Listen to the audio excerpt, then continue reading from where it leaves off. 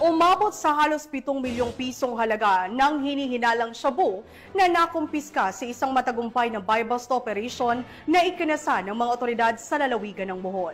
Ang report mula kay Patrolwoman Flora May Azares.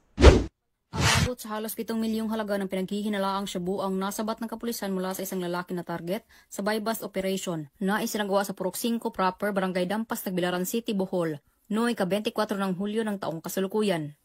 Kinilala ni Police Colonel Arnel B. Banson, Provincial Director ng Bohol Police Provincial Office, ang suspect na si alias Polpol, 44 anyos, isang high-value individual na residente ng Purok 1, Barangay Kugon, Tagbilaran City, Bohol.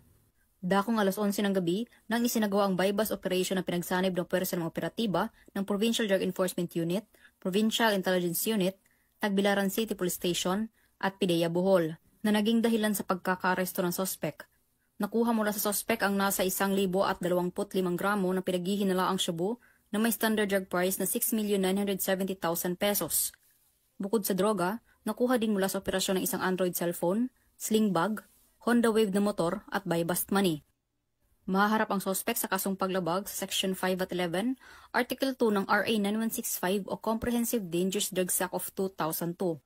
Sa muli po, tayo ay nanawagan sa ating mga kababayan na kung may impormasyon kayo sa mga tao o grupo na involved po sa anti-illegal drugs o shabu o mga drug personality sa inyong lokalidad, huwag po mag-atubiling magsumbong sa pinakamalapit na police station.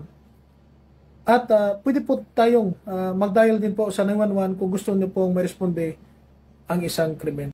Mula dito sa Central Visayas, ako ang inyong PNN correspondent, Patrolwoman Flora May Azares, alagad ng batas, tagataguyod ng Balitang Pulis.